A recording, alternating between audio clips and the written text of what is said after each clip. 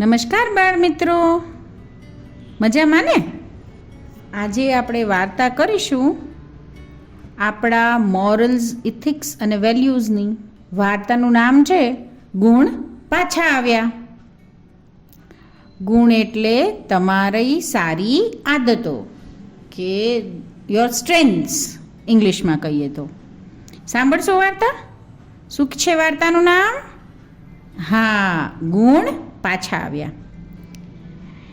એક સમયની વાત છે, ત્યારે તો રાજાઓનું રાજ હતું.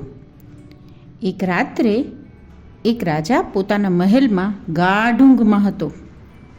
તેણે જોયું કે રાજમહેલમાંથી એક દેવ પુરુષ બહાર જઈ રહ્યા છે અને તેમની પાછળ પાછળ 3 દેવીઓ પણ જઈ રહી છે.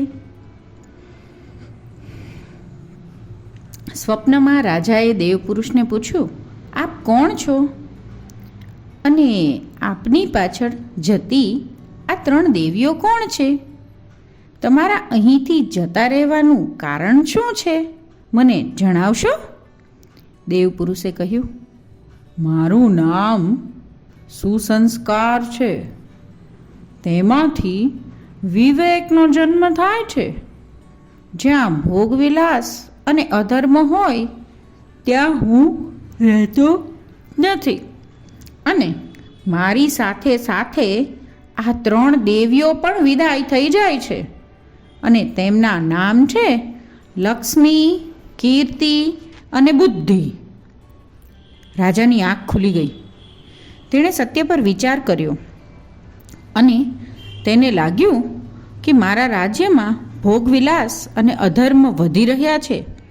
સારા સંસ્કારો અને સારી ટેવો ઘટી રહ્યા છે તથા અનાચાર વધી રહ્યો છે.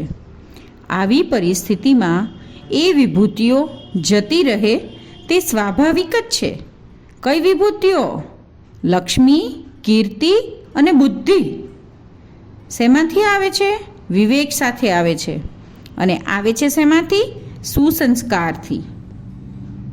રાજાએ બીજા દિવસથી જ પોતાની કાર્ય પદ્ધતિમાં ફેરફાર કરી દીધો. બીજા દિવસે તેને સ્વપ્ન આવ્યું કે પેલા 4 પાછા આવી ગયા છે.